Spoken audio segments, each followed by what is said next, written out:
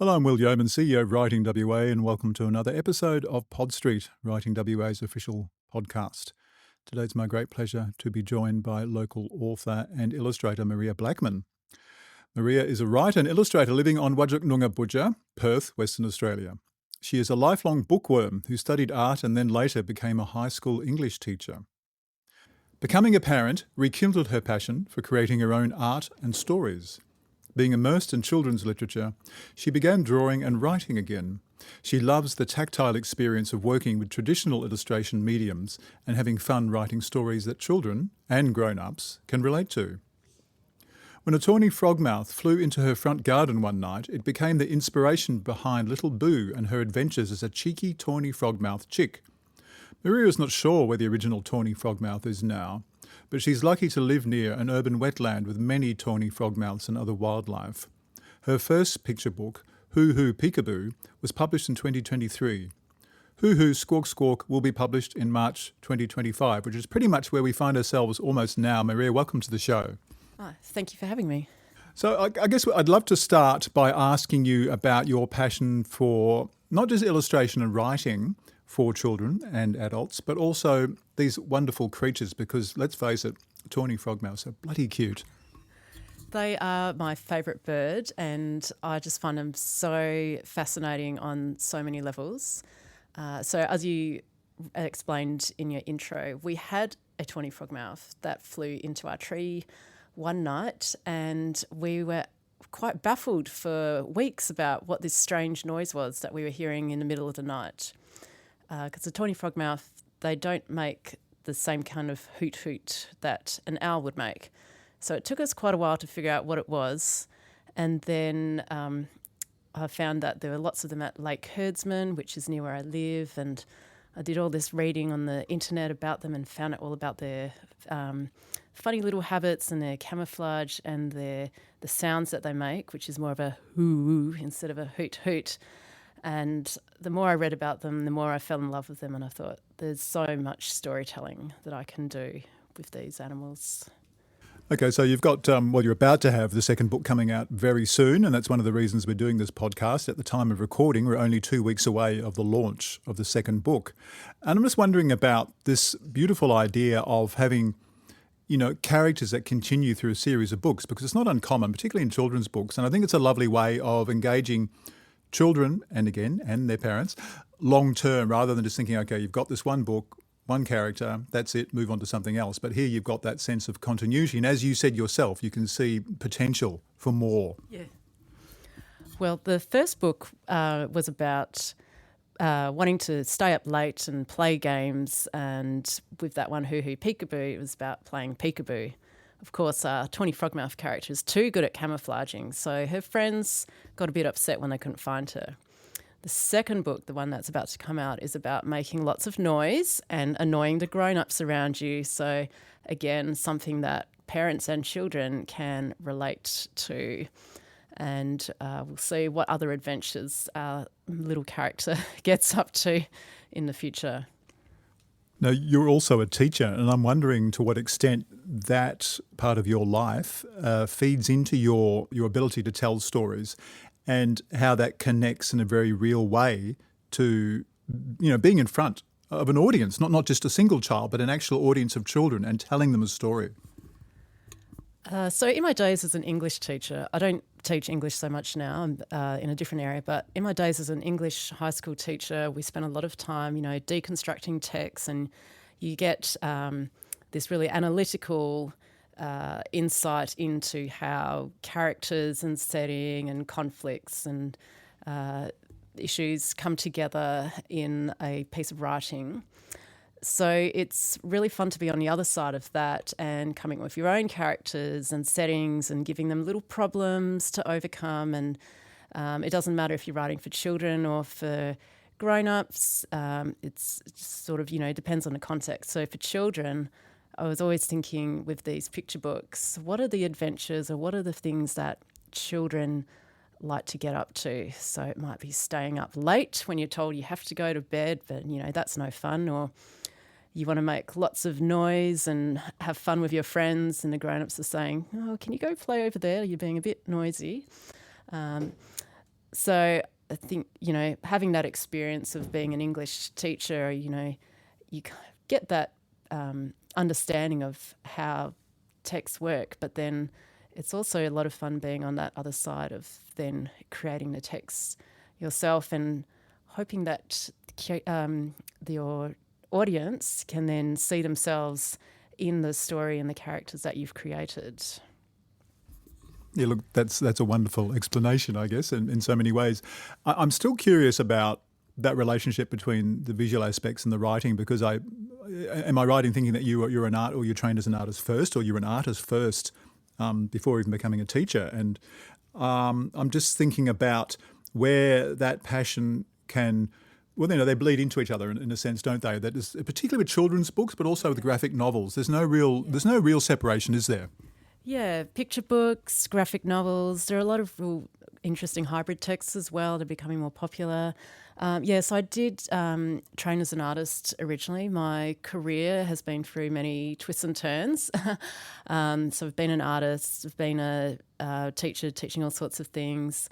And what I really love about picture books, which when I had my own children and we were reading lots and lots of picture books and going to the library for story time and things, was it's such a multi-sensory experience with picture books. So obviously you're reading a story and you've got the words and the rhythm of that language, but there's so much beautiful artwork in picture books where you can be immersed in this visual world. And, there's lots of movement that you can do as well when you are reading together with a child, which is just something that's really special for me. And I hope, that can be something that parents can share with their kids. Yeah, I really love that idea, because I'm very interested in reading as performance, and I think the more you can engage the senses, and particularly bodily movements and motion, which approaches dance, I find that really exciting.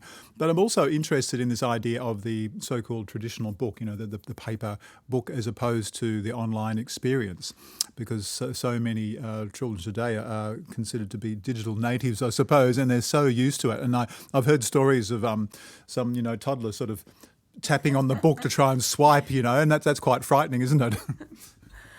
It can be frightening. My children are older now. We're out of the early childhood phase, so they have their own devices, and they do.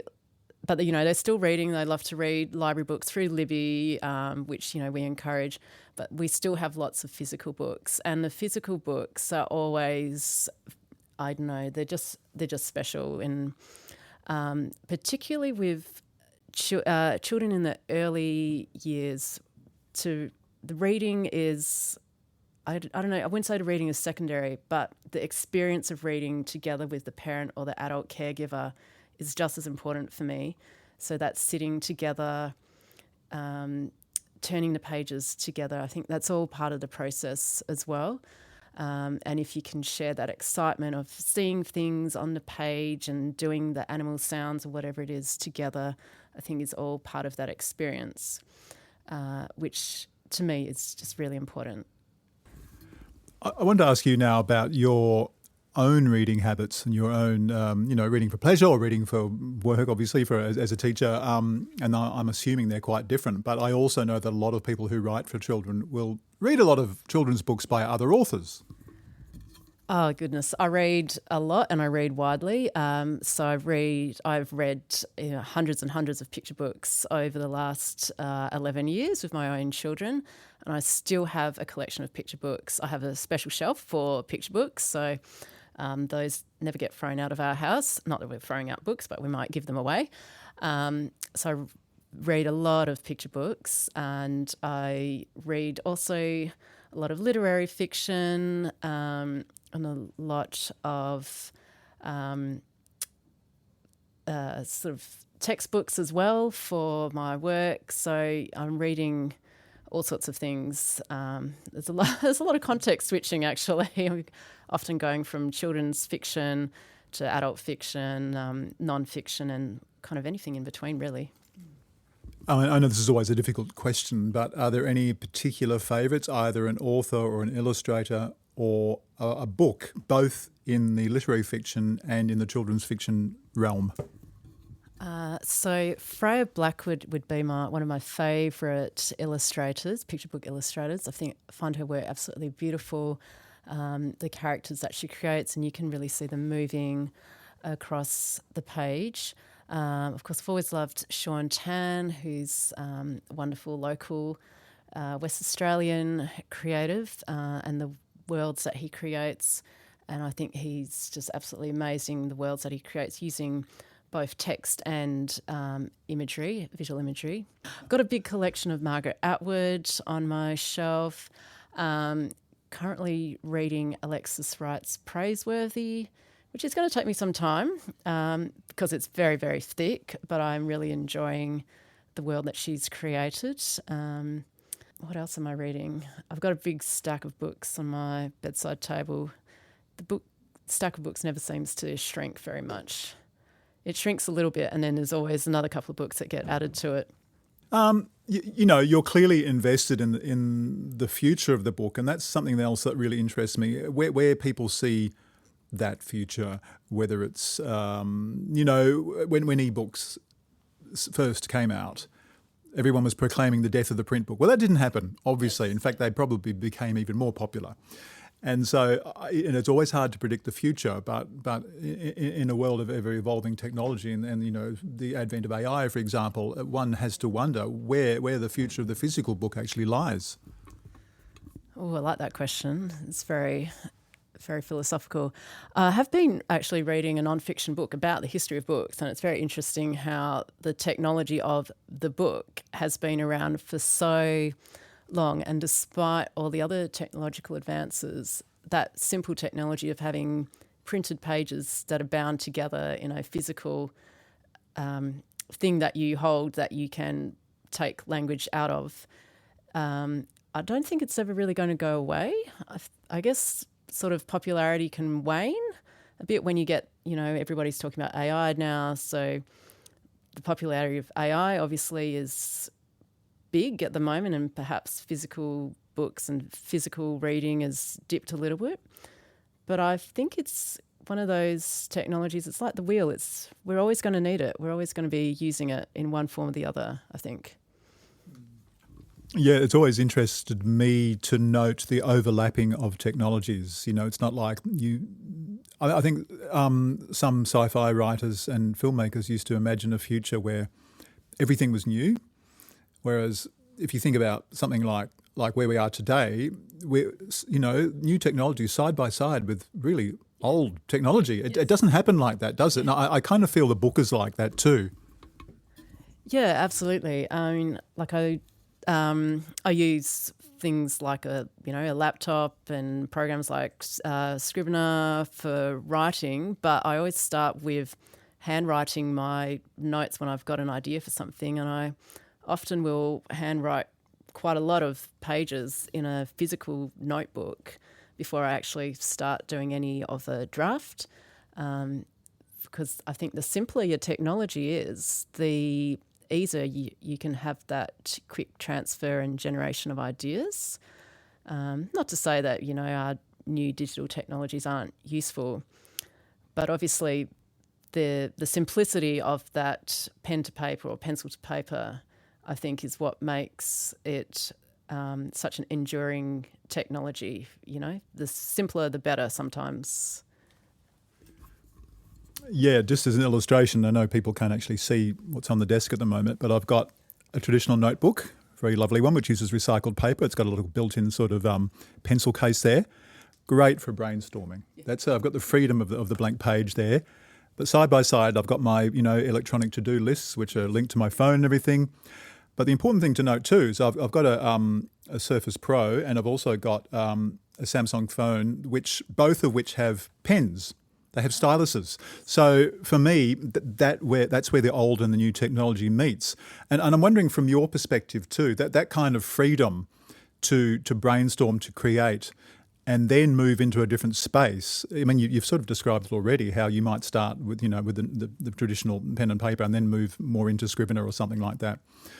But I'm wondering whether being a modern author and a modern illustrator is really all about that, about managing and balancing all those different technologies.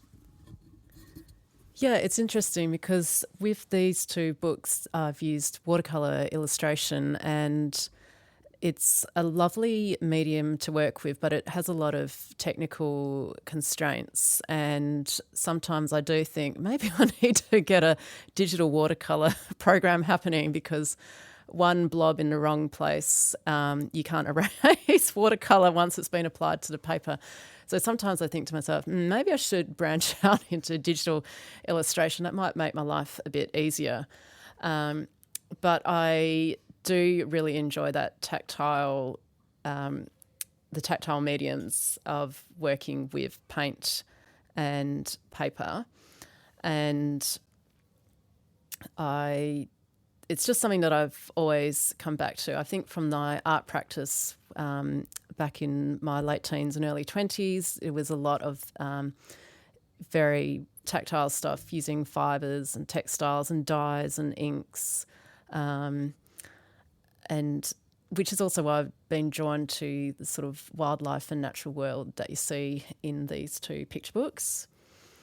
And I think it's important that we have space to have those kind of tactile experiences in this life. You know, we're very screen-based. You know, there's a lot of demands on our time, and I think having those slower experiences is really important for us still.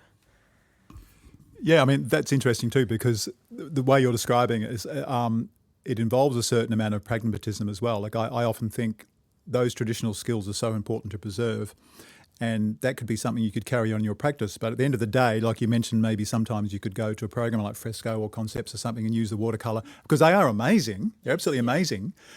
No shame in that. Continue your watercolour traditional practice, but if you've got to be pragmatic, you might have a deadline, or you just have that flexibility to be able to rub stuff out and start again. It's a lot of artists do it, and they do it very well. Yeah, I think later on I'll probably invest in some kind of digital technology for digital illustration. And I think the two can coexist really, really well. Like you can, you know, like I could do a lot on paper, which then is scanned and then reworked, and then you don't have those issues of, you know, dropping a blob of dark colour in the wrong spot and go, oh no, I have to throw out this entire bit of watercolour paper now. You know, it's the same with like that transfer between writing in your notebook and then writing in a program like Scrivener, which Scrivener is developed with writers in mind so that you can have, you know, multiple things. Like if I was writing everything by hand in a notebook, you know, that's fine, but then trying to flip back to where you started one part of a story and then thinking, oh, that's meant to connect to this part of the story, you know, it can get a bit tricky. And obviously we have technological tools for a reason. Okay, there's something else that we hadn't really covered yet, which we really ought to, which is the language aspects, and particularly the sounds, because this is so important to you. You mentioned onomatopoeia as well, all those kinds of more poetic techniques, I guess, but incorporating those into a children's book sort of scenario. So I'm wondering to what extent you think about rhythm, rhyme, just the actual sound of the language and how that has to appeal to not just to children but adults, because it's supposed to be read out loud. It's all about the sound. Oh, definitely. Whenever I'm writing for children, I am always thinking about how it's going to sound when it's read aloud. So there's obviously a lot of onomatopoeia in these two books with all the various bird sounds and other animal sounds.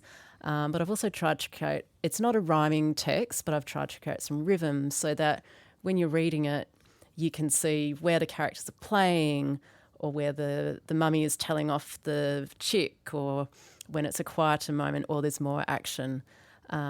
Because again, that reading together with children is, you know, it's a collaborative experience. It's a shared experience. So when the child is very young and it's the parent reading, the parent can imbue all those exciting aspects with the onomatopoeia and the animal sounds and rhythm. And children, we know from very early, can they absorb so much language through hearing that really rich rhythms and rhyming schemes and sounds and whatever. So as well as being a nice bonding experience, it's also helping your child's early language development. Teacher voice. You talk about the collaborative aspects of that, and I really love that because that will translate in later life into maybe a love for performance, a love for the theatre, and that really does get you away from the screen because it's all about being immersed in the real world.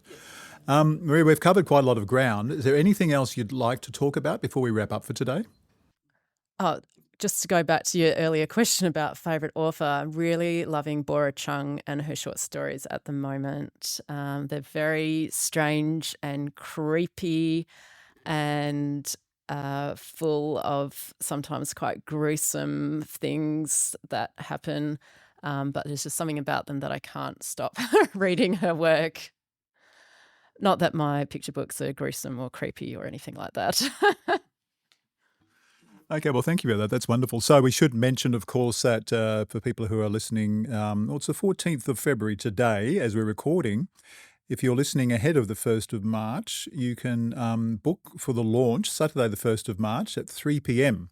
in the Great Southern Room at the State Library of Western Australia. If you get onto the Humanitics website and just do a search on Hoo Hoo Squawk Squawk, you will not fail in finding the free event. Do come along. I think there's going to be readings. There'll be author sales and signings, of course, as you'd expect, and we're going to put on some free refreshments as well. So look forward to seeing you there, Maria. It's been a great pleasure having you on Pod Street today. Thank you so much, and good luck with the rest of your week. Thanks very much for having me, and thank you as well for all your support.